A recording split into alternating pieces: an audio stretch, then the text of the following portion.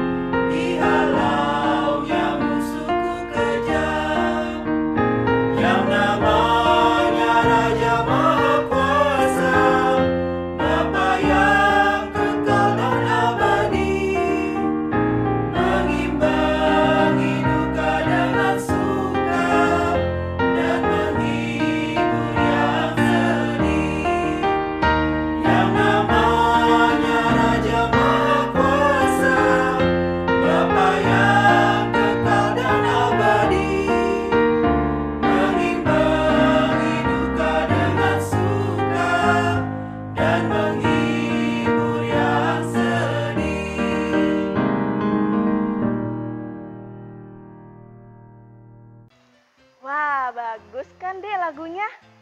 Adik-adik, sekarang sebelum kita mendengarkan khotbah hari ini, yuk kita naikkan pujian sambil mengumpulkan persembahan. Lagunya apa? Burung pipit yang kecil. Yuk kita naikkan pujian.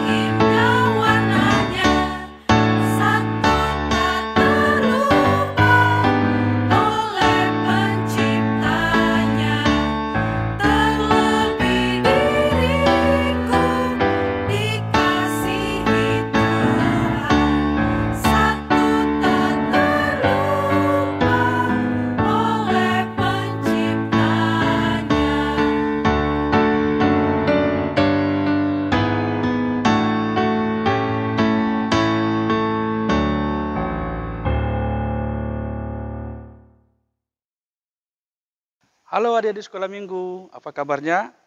Senang dapat bertemu kembali dalam ibadah kita hari ini. Sebelum kita mendengarkan firman Tuhan, mari kita satukan hati kita berdoa. Ya Tuhan Allah Bapa kami yang di sorga, kami bersyukur pada hari ini Tuhan masih memberikan kami kesempatan untuk berkumpul beribadah di hadapan Tuhan pada hari ini. Engkau tahu Tuhan, kerinduan kami untuk senantiasa mendengarkan firman-Mu dan pengharapan kami untuk dapat melakukannya sesuai dengan kehendak-Mu. Oleh karena itu berilah Roh Kudus kepada kami, agar kami dapat mengerti firman Tuhan dan memperoleh kekuatan untuk melakukannya dalam kehidupan kami sehari-hari. Dalam nama Yesus kami telah berdoa dan bersyukur hanya kepadamu. Amin. Nah, baik adik-adik, kita akan mendengarkan firman Tuhan yang akan membacakan dari Injil Lukas pasal 10 dari ayat 25 sampai dengan ayat 37. Sambil diperhatikan Alkitabnya, ikuti apa yang Amang bacakan. Pada suatu kali berdirilah seorang ahli Taurat untuk mencobai Yesus. Katanya, "Guru, apa yang harus kuperbuat untuk memperoleh hidup yang kekal?" Jawab Yesus kepadanya, "Apa yang tertulis dalam hukum Taurat? Apa yang kau baca di sana?" Jawab orang itu, "Kasihilah Tuhan Allahmu dengan segenap hatimu, dan dengan segenap jiwamu, dan dengan segenap kekuatanmu, dan dengan segenap akal budimu. Dan kasihilah sesama manusia seperti dirimu sendiri." Kata Yesus kepadanya, "Jawabmu itu benar. Perbuatlah demikian, maka engkau akan hidup." Tetapi untuk membenarkan dirinya, orang itu berkata kepada Yesus, "Dan siapakah sesamaku manusia?" Jawab Yesus, "Adalah seorang yang turun dari Yerusalem ke Yeriko. Ia jatuh ke tangan penyamun-penyamun yang bukan saja merampoknya habis-habisan, tetapi yang juga memukulnya, dan yang sesudah itu pergi meninggalkannya setengah mati. Kebetulan ada seorang imam turun melalui jalan itu. Ia melihat orang itu, tetapi ia melewatinya dari seberang jalan. Demikian juga seorang Lewi datang ke tempat itu. Ketika ia melihat orang itu, ia melewatinya dari seberang jalan. Lalu datang seorang Samaria yang sedang dalam perjalanan ke tempat itu. Dan ketika ia melihat orang itu, tergeraklah hatinya oleh belas kasihan. Ia pergi kepadanya, lalu membalut luka-lukanya. Sesudah ia menyiraminya dengan minyak dan anggur. Kemudian ia menaikkan orang itu ke atas keledai tunggangannya sendiri, lalu membawanya ke tempat penginapan dan merawatnya. Keesokan harinya, ia menyerahkan 2 dinar kepada pemilik penginapan itu. Katanya, "Rawatlah dia, dan jika kau belanjakan lebih dari ini, aku akan menggantinya waktu aku kembali." Siapakah di antara ketiga orang ini, menurut pendapatmu, adalah sesama manusia dari orang yang jatuh ke tangan penyamun itu? Jawab orang itu, "Orang yang telah menunjukkan belas kasihan kepadanya." Kata Yesus kepadanya, "Pergilah dan perbuatlah demikian." Sampai di situ pembacaan firman Tuhan. Adik-adik, Amang yakin untuk kelas yang besar, cerita ini bukan baru sekali ini didengar. Ini kisah yang sangat terkenal dari Injil Lukas. Bagaimana Yesus memberikan sebuah perumpamaan tentang seorang Samaria yang baik hati. Mengapa? Tadi dikisahkan ada seorang dari ahli Taurat. Ahli Taurat itu orang yang tahu tentang kitab suci. Tapi dia bertanya kepada Yesus dengan tujuan mau mencobai Tuhan Yesus. Mau menguji Tuhan Yesus. Atau mau menjebak Tuhan Yesus. Pertanyaannya, apakah yang harus kuperbuat untuk memperoleh hidup yang kekal? Adik-adik, hidup kekal adalah hidup yang dianugerahkan Allah kepada setiap orang yang taat, yang setia, yang patuh melakukan perintah Tuhan. Itu sebabnya Yesus menjawabnya, mengatakan, apa yang telah kau baca dari hukum Taurat atau kitab suci? Dia mengatakan, kasihilah Tuhan Allahmu dengan segenap hatimu, dengan segenap kekuatanmu, dengan segenap akal budimu, dan kasihilah juga sesamamu seperti dirimu sendiri. Itu adalah inti dari kitab suci, Alkitab kita. Mengasihi Tuhan dengan segenap hidup kita, dan mengasihi sesama seperti kita mengasihi diri kita sendiri. Nah, dengan jawaban itu Tuhan Yesus mau memberikan kesempatan kepada ahli Taurat itu untuk memikirkan bahwasanya hidup kekal itu diperoleh dengan mengasihi Allah, mengasihi sesama, artinya melakukan apa yang dikehendaki oleh Tuhan. Nah, namun karena jawaban Yesus tidak menjebak Yesus, orang itu bertanya lagi, kalau begitu yang dikatakan sesama itu siapa? Nah, di sini Tuhan Yesus mengambil perumpamaan tentang seorang Samaria yang baik hati. Kenapa seorang Samaria? Karena pada waktu itu antara orang Israel dengan orang Samaria bermusuhan. Ratusan tahun mereka bermusuhan, turun-temurun dari opung mereka ke opungnya, sampai ke opungnya, sampai ke mereka sendiri. Tidak pernah mau berdamai. Selalu ada saja yang dipermasalahkan. Nah, Yesus mengambil contoh orang Samaria yang baik hati itu. Namun sebelumnya dikatakan tadi ada seorang imam. Siapa imam? Ya, yang memimpin ibadah di bait suci. Ya. Ada juga orang yang dikatakan tadi yang memiliki derajat sosial yang sangat terhormat. Tapi pada saat itu mereka berdua melewati seorang yang dirampok. Ada seorang yang dalam perjalanannya pulang dirampok. Barang-barangnya dirampas. Bahkan tadi dikatakan dipukuli sampai luka-luka, sampai setengah mati. Tapi imam dengan orang yang terhormat tadi, begitu lihat, udah mereka lewat. Tidak ada niat untuk menolong. Padahal sebagai pemimpin ibadah, dia harus mempunyai hati menolong orang itu. Tapi tidak dilakukannya. Orang terhormat tadi juga seperti itu. Dia tidak mau mengotori dirinya dengan orang yang penuh dengan luka itu. Lalu disebutkan ada seorang Samaria. Yang dikatakan tadi orang yang bermusuhan turun-temurun dengan orang Israel. Melihat orang Israel yang dirampok tadi, yang sudah babak belur dipukuli, tergerak hatinya oleh belas kasihan. Lalu dia mengulurkan tangannya, menolong orang yang luka itu. Melap lukanya dikatakan dengan anggur, dengan minyak. Dan tidak cukup hanya itu. Kita bayangkan dia menggendong orang yang pun dengan luka itu, menaikkannya ke keledainya atau ke tunggangannya, lalu menuntun ke, dikatakan tadi, penginapan. Lalu dipesankan kepada penginapan, tolong rawat dia, ini ada uang saya sekian, kalau nanti kurang saya akan bayar, nanti saya akan kembali. Ingat ya, tadi orang Samaria itu bermusuhan dengan orang Israel. Tapi pada saat orang Samaria itu melihat ada seorang Israel yang dalam keadaan sekarat, hampir mati, dia tidak ingat permusuhannya. Yang dia ingat, ini sesama aku manusia.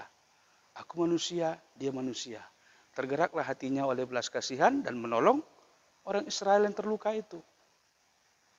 Nah, dari cerita itu, Yesus bertanya kepada orang tadi. Dari ketiga orang tadi, imam, orang terhormat, dan orang Samaria, manakah yang menjadi sesama orang yang dirampok tadi? Dia menjawab apa? Dia menjawab orang yang telah berbelas kasihan itu.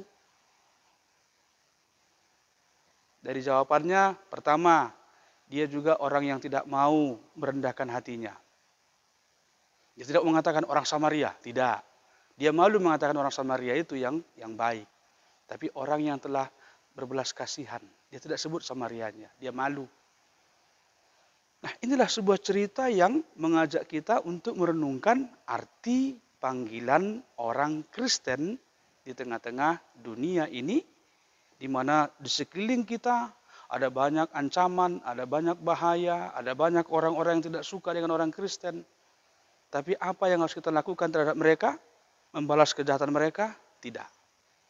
Justru seperti yang diperlihatkan oleh orang Samaria tadi, dia menaruh belas kasihan. Kenapa? Karena Allah sudah lebih dahulu mengasihi kita. Adik-adik, minggu hari ini disebut minggu Seksa Gesima. Apa arti Seksa Gesima? 60 hari sebelum hari kebangkitan.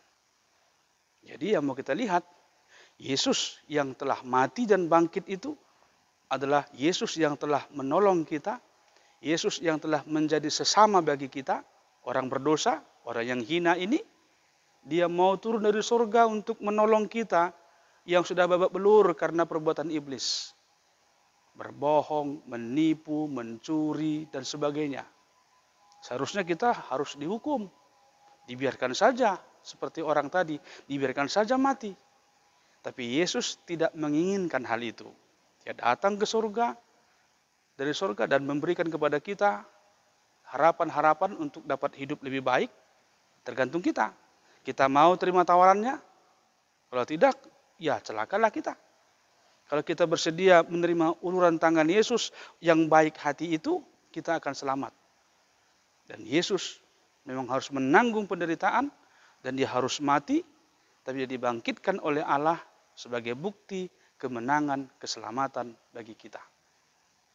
Oleh karena itu sebagai orang-orang yang telah dibangkitkan, diselamatkan, dihidupkan, dibebaskan, tanggung jawab kita adalah menjadi pelaku-pelaku pembebasan, pelaku-pelaku kebaikan, pelaku-pelaku perdamaian. Mengasihi Allah tidak bisa benar-benar mengasihi kalau kita tidak mengasihi sesama kita. Mengasihi sesama tidak benar-benar mengasihi sesama kalau kita tidak mengasihi diri kita sendiri. Jadi ada istilah kita harus berempati, menaruh perasaan apa yang dirasakan oleh saudara kita yang susah, yang menderita. Misalnya ini, ada bencana alam terjadi di mana-mana. Apa yang harus kita lakukan? Cukup kadang, kasihan ya mereka ya, aduh sedih sekali. Oh nggak bisa, nggak cukup.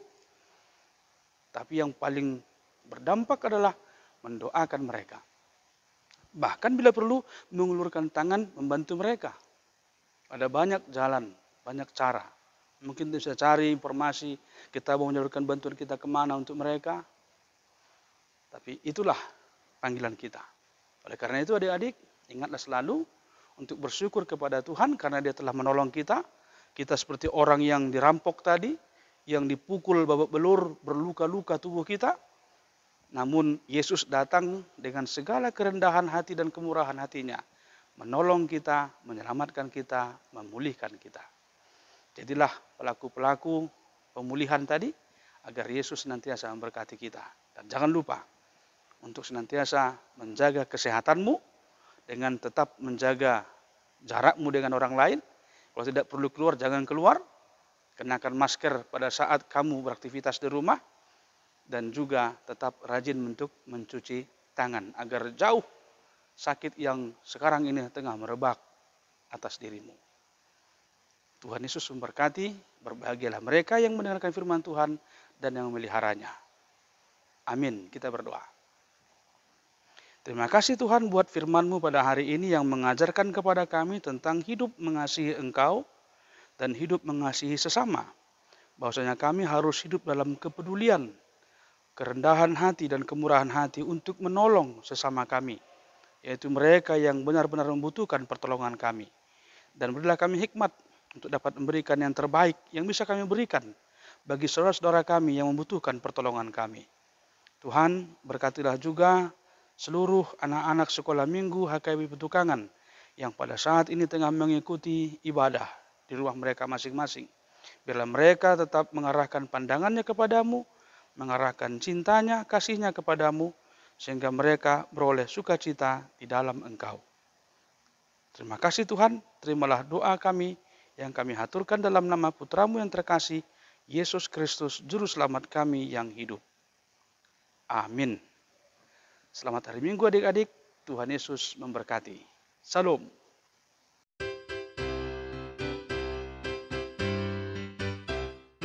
Shalom adik-adik, selamat hari Minggu. Jumpa lagi dengan Kameta di ibadah online Sekolah Minggu HKBP Petukangan.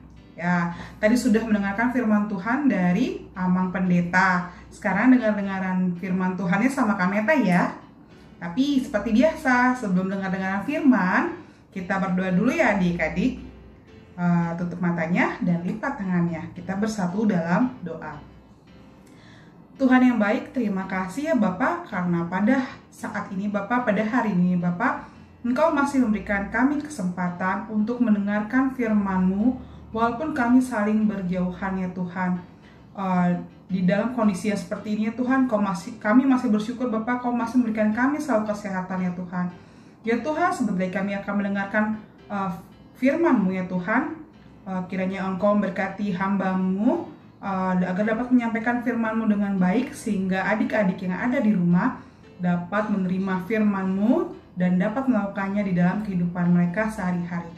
Ampunkan setiap dosa kami Bapa, baik yang disengaja maupun tidak disengaja. Hanya di dalam nama anak-Mu Yesus Kristus, Tuhan dan Juru Selamat kami yang hidup. Amin. Amin ya adik-adik. Nah adik-adik, pada hari Minggu ini firman Tuhan terambil dari kitab. Ya, yang mendengarkan firman Tuhan tadi lewat Amang Pendeta Sabam Sirait pasti tahu. Benar, dari kitab Lukas pasal 10 ayatnya yang ke-25 sampai dengan 37. Oke. Nah, sekarang waktunya dengan firman Tuhan dengan Kameta tentang orang Samaria yang baik hati. Jadi, waktu itu Yesus itu lagi berada di dekat Yerusalem.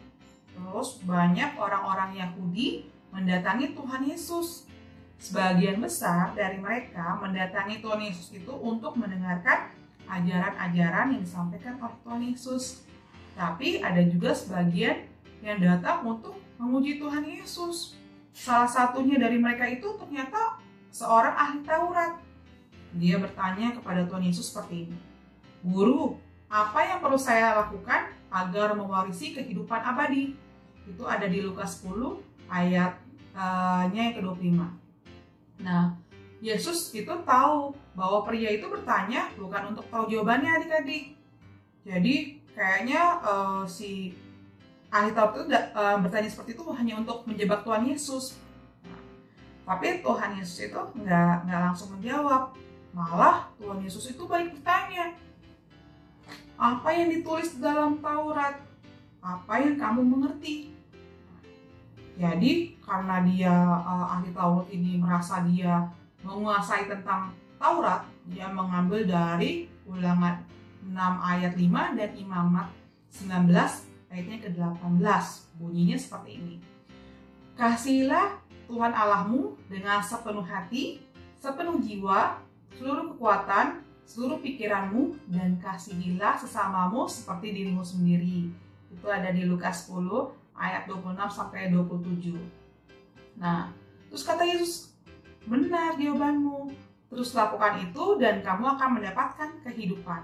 Namun ahli Taurat itu belum puas adik-adik. Lalu dia bertanya lagi, sesama saya itu sebenarnya siapa? Itu ada di Lukas 10 ayat 28 ya adik-adik. Pertanyaannya kelihatannya simpel ya. Jadi kalau dulu itu menurut orang Yahudi, sesama mereka hanyalah orang-orang yang menjalankan tradisi Yahudi. Nah, Yesus ingin mengkoreksi pandangan orang-orang Yahudi tanpa menyinggung perasaan ahli Taurat itu dan orang-orang Yahudi lainnya. Lalu dia menjawab itu dengan bercerita tentang seorang Yahudi. Jadi kita gambarnya ada seorang Yahudi lagi jalan dia sendirian. Nah, ternyata di tengah jalan dia bertemu dengan dengan beberapa perampok. Nah, lalu ternyata dia itu dirampok adik-adik, sehingga dia tuh di bajunya udah dilepas, semua hartanya sudah diambil. Lalu dia bergeletakan dengan luka-luka di jalan. Nah, ketika itu dia tergeletak di jalan, lewatlah seorang imam. Dimana Kalau seorang iman itu dikenal sebagai orang yang paham tentang firman Tuhan, ya orang yang mengerti firman Tuhan itu seperti apa. Tapi dia lewat begitu aja, nggak mau membantu orang Yahudi yang tergeletak itu. Orang Yahudi itu langsung, aduh, kok lewat gitu aja ya, gitu kan. Terus dia melihat lagi, kayak ada seseorang yang berjalan. Ternyata yang berjalan itu adalah ada seorang orang Lewi lewat. Orang Lewi ini lewat. Tapi dia juga melakukan hal yang sama, adik-adik. Dia lewat gitu aja. Padahal orang Lewi itu adalah orang-orang yang melayani Tuhan juga. Yang di dalam rumah Tuhan itu, dia itu yang kayak bernyanyi, memuji, dia juga aktif di dalam bait Allah. Pokoknya orang yang dikenal sebagai orang yang baik juga. Lalu terakhir lewatlah seorang Samaria. Jadi dulu itu orang Samaria itu dikenal sebagai orang yang gak baik. Orang Yahudi dengan orang Samaria gak akrab, adik-adik. Jadi orang Yahudi itu udah berpikir, seorang iman dan orang Lewi aja lewat gitu aja. Padahal mereka adalah orang-orang baik. Aku nggak berharap deh dari orang Samaria yang lewat itu. Tapi ternyata salah, adik-adik. Orang Samaria itu malah membantu orang Yahudi itu. Dia mengobati lukanya dan membawa orang Yahudi itu ke sebuah tempat penginapan supaya diobati lagi, supaya dia dapat beristirahat. Sampai orang Samaria itu pun juga memberikan uang kepada orang penginapan. Kalau kurang nanti bilang ya, kalau saya lewat sini lagi pasti nanti saya bayar. Itulah adik-adik. Tuhan Yesus bertanya, dari 3 orang ini, siapakah sesamamu manusia? Nah, menurut adik-adik siapa? Nomor 1 kah? Nomor 2 kah? Atau nomor 3? Nah, apa jawabannya apa jawabannya dari ahli Taurat itu? Dia nggak langsung ngejawab kalau yang sesama manusia itu adalah orang Samaria. Setelah Tuhan Yesus bercerita, dari 3 orang itu, siapa yang bertindak sebagai sesama bagi orang yang jatuh ke tangan perampok itu? Nah, ahli Taurat itu nggak langsung menjawab orang Samaria, tapi dia menjawabnya orang yang menunjukkan belas kasihan kepadanya. Yesus selalu dengan jelas menyimpulkan pengajarannya. Pergilah dan lakukan itu juga. Jadi adik-adik, firman Tuhan juga ingin mengajarkan kepada kita bahwa hanya dengan mengasihi Tuhanlah kita dapat hidup bahagia.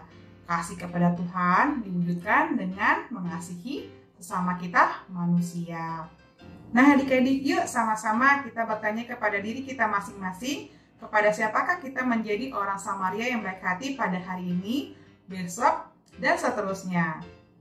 Demikianlah firman Tuhan yang kami sampaikan.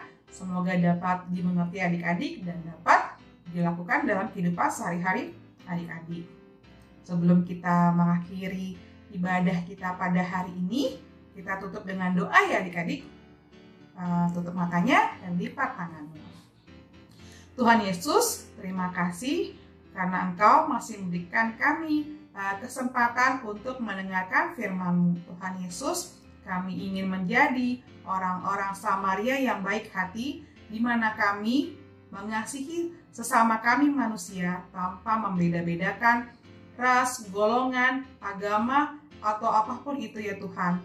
Karena dengan mengasihi manusia, sesama kami manusia, itu merupakan salah satu cara kami untuk menyatakan bahwa kami mengasihi Engkau ya Tuhan. Ya Tuhan, ampunkan setiap dosa kami, baik yang disengaja maupun tidak disengaja. Hanya di dalam nama Anak-Mu Yesus Kristus, Tuhan dan Juru Selamat kami yang hidup. Amin. Sampai ketemu lagi minggu depan ya adik-adik. Bye.